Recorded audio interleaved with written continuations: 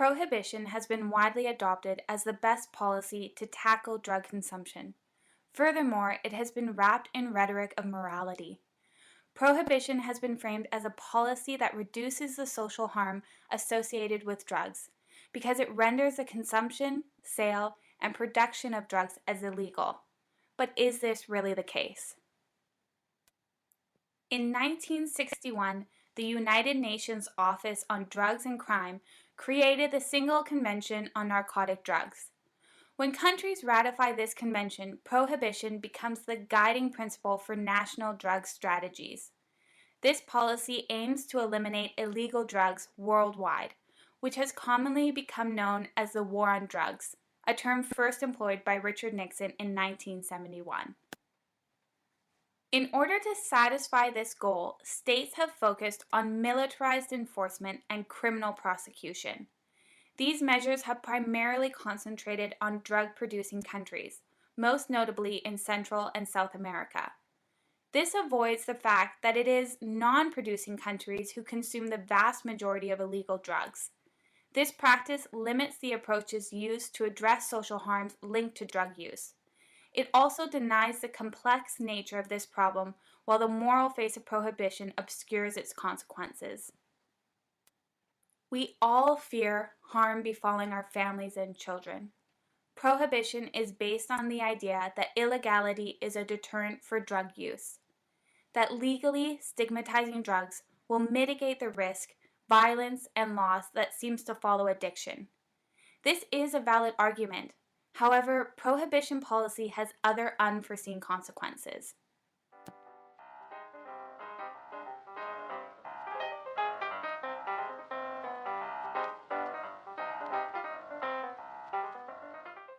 In reality, the demand for drugs still exists, and the outcome of this stringent non-use policy has created a black market for the consumption, sale, and production of illegal drugs. This black market creates violence, which has legitimatized the militarized enforcement as the valid response. Yet, as this enforcement increases, so does the size and violence of organized crime. This violence has pervasive effects and is not limited to only those involved in the illicit drug market. Women, children, and innocent bystanders have increasingly become targets. This shocking violence has been felt unproportionately by drug-producing countries versus the countries consuming drugs. For example, the United States has the highest number of drug users in the world. However, in 2007, the number of deaths related to drug violence was 578. In Mexico, that number reached above 4,000. The obsessive focus on supply fails to reduce demand which necessitates the illegal market, and therefore emboldens the violence between traffickers and law enforcement.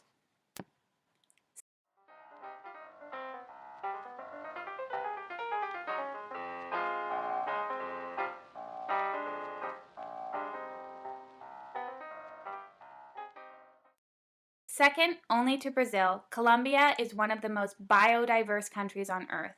It also grows and produces a majority of the world's cocaine. To avoid detection, coca growers plant crops deep in the rainforest, where soil quality is poor and requires vast amounts of agrochemicals to produce a viable crop for cocaine production. An average hectare of coca needs 550 kilos of pesticides, herbicides, fertilizers, gasoline, ammonia, cement, and sulfuric acid. That makes for 171,600 tons of chemical waste a year dumped in the most remote parts of a country that has more bird, frog, and amphibian species than any other country in the world. For every gram of cocaine produced, 4 square meters of tropical forest has to be cleared. This environmental degradation comes from the prohibitionist response. Every year, starting in the 1990s, aircraft spray herbicides over 150 hectares to try and eliminate coca production. This fumigation process has been replicated repeatedly in drug-producing countries. In 2005, coca cultivation in Colombia was lower than it had been in 5 years. But that same year, cultivation in Peru increased by 11%. In Bolivia, it increased by 74%. Cultivation moved, but it didn't decrease, and the widespread harms from airborne herbicides dispersed by the wind affected food crops, contaminated drinking water, and compromised local health. The defoliation of these diverse landscapes devastates one of the only viable sources of income for these regions. Despite all these efforts and their social costs, between 2003 and 2008, the coca crop in the Andean region increased by 18%.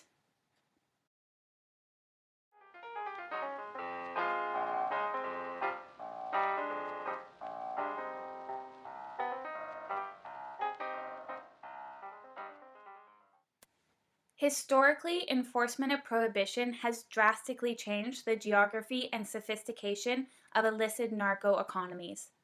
Beginning in the Andes, cocaine was not the well-known party drug it is today.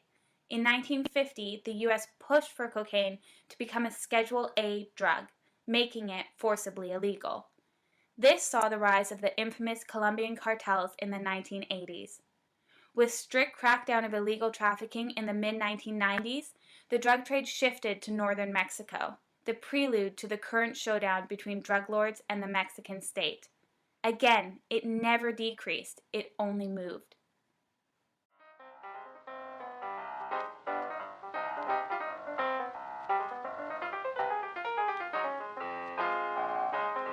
Prohibition has also led to a practice known as the iron law.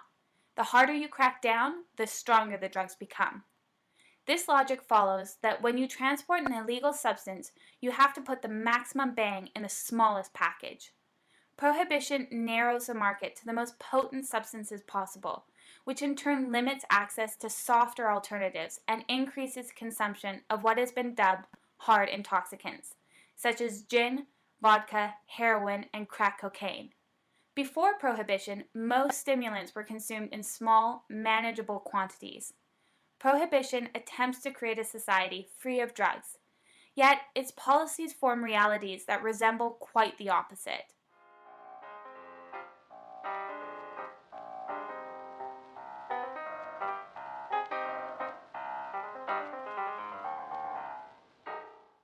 There are many arguments waged on proper policy regarding drug use.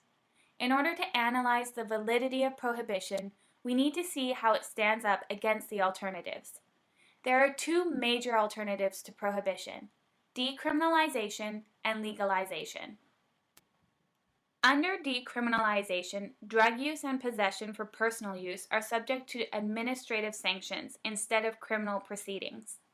This approach offers greater access to rehabilitation for addicts because the money once used for enforcement is instead funneled into treatment and social support programs.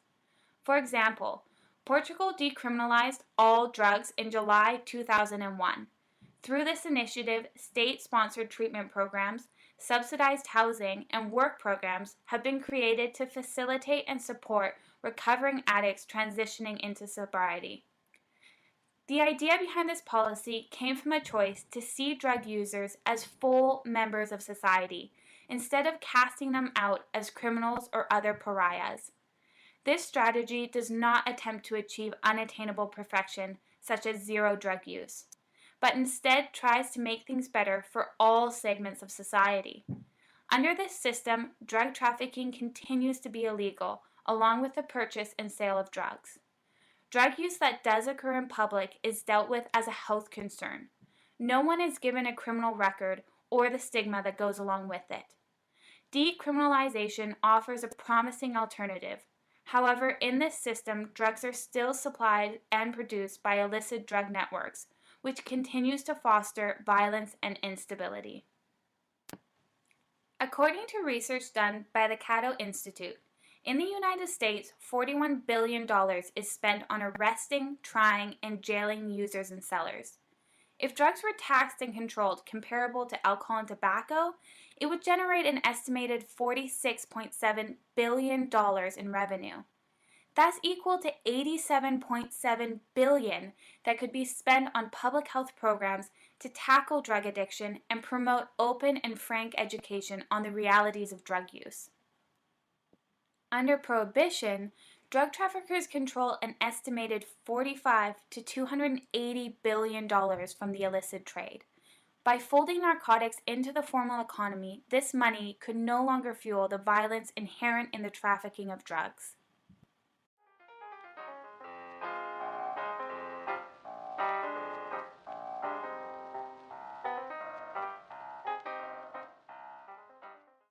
Legalization offers another avenue out of prohibition. Legalization is the process of regulating access to drugs. It is often assumed that legalization would encourage drug use, grant greater access to youth and children, increase addiction, and would ultimately lead to a breakdown in societal values. However, there are examples that show otherwise. Research published in the Proceedings of the Royal College of Physicians of Edinburgh found that when addicts did not have to fund their addiction, it actually created less addicts. In order to get money for their addictions, users often either commit petty crimes or prostitute themselves. Often, though, they buy drugs, use what they need, cut the excess, and sell it to continue financing their habit. By supplying addicts with drugs, you cut off this line of supply. If we legalize drugs, there will be a barrier standing between our kids and drugs that does not exist today. This isn't theoretical. The societies that have tried this have shown it to be the case. Some 21% of Dutch teenagers have tried marijuana. In the United States, it's 45%. Regulating drugs through state control would require proper documentation in order to gain access. Another condition that would be in place through legalization would be drug vetting. A significant risk facing drug users is contamination. Drug contamination leads to aggravated health complications. Unknown substances are constantly laced, cut, and hidden in the sale of street drugs. Substances such as talcum powder and even more insidiously, fentanyl. These contaminants often lead to sores, abscesses, amputations, infections, if not death. Not only do they not know what's in their drugs, they don't know what purity level they are. In the 1970s, heroin was, on average, 2% pure. After more than 40 years under Prohibition, the purity level of heroin rests around 90%. This drastically increases the likelihood of overdose. People don't die of overdoses because they shoot more and more dope. They die because they don't know how much of that little packet of powder is the drug and how much of it is the cutting agent. Social contracts which negotiate norms and behavior would not be removed with legalization. Just as excess consumption carries social stigma now, so would the effects resulting from drug use. In countries that have enacted alternative policies, such as Switzerland and Portugal, drug-related disorderly conduct in public is still prohibited. Oftentimes, the subculture of drug trafficking and use gets romanticized, something thrilling and dangerous. However, through legalization, this fantasy is remade into a dull transactional process, where addicts buy their drug of choice and use in a clean, safe, mundane premise. In Switzerland, under their heroin prescription program, this shift was seen as parks and public spaces became safe for children again.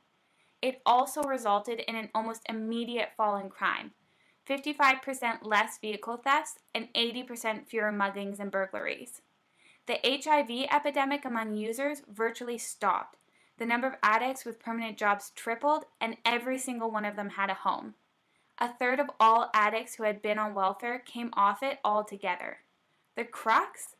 The program costs 35 Swiss francs per patient per day, compared to the 44 francs a day it costs to arrest, try, and convict drug users. The death rate for drug users under Prohibition is between 10 and 20%, similar to smallpox. It is key to understand that the push for leniency in drug policy has not been because of a lackadaisical attitude toward drug use, but the realization that it is a significant problem that criminalization is exacerbating. Legalization is the only alternative that focuses on public health as its central pillar while dismantling the illicit black market. Therefore, legalization becomes not just the best policy, but the way forward.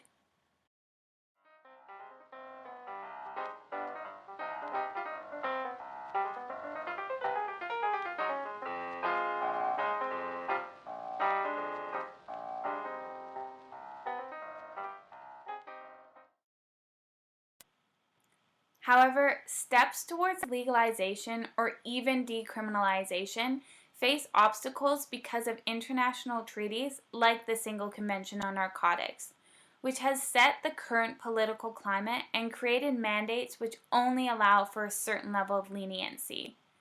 Countries seen as being uncooperative with these prohibitionist mandates can become decertified, resulting in a loss of U.S. financial aid, possible trade sanctions, and a withdrawal of support from the International Monetary Fund. These economic pressures lead many countries to continue their enforcement of prohibition. Guatemala, Honduras, El Salvador, and Costa Rica all saw the highest homicide rates in the world, at least partly because of drug trafficking. And in 2012, they publicly questioned the validity of continuing prohibitionist policy. But echoing the Andean strategy, the U.S. response was to offer more support to these drug-producing countries to develop cultivation alternatives to the cocoa plant. However, almost all of the funding went towards law enforcement and military operations to apprehend drug traffickers in these countries, a policy that has led to increasing levels of violence.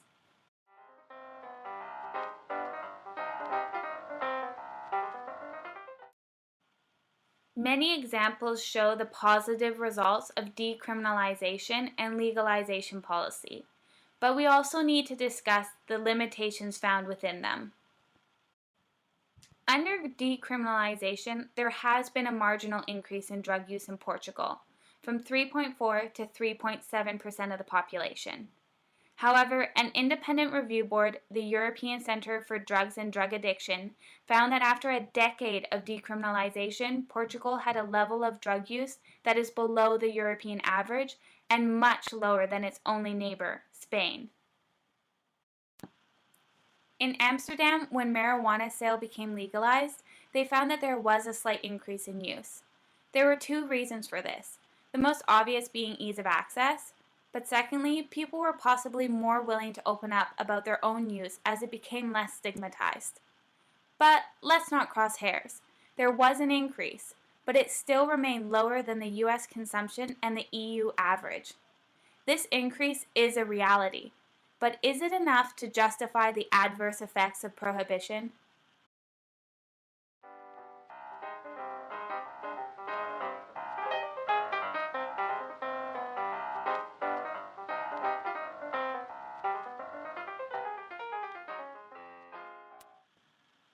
Shaylee Muehlman remarks in her work When I Wear My Alligator Boots that the necessary and immediate redress to the violence generated by the drug trade and the toll of drug addiction is to end prohibition policies and invest in viable public health options.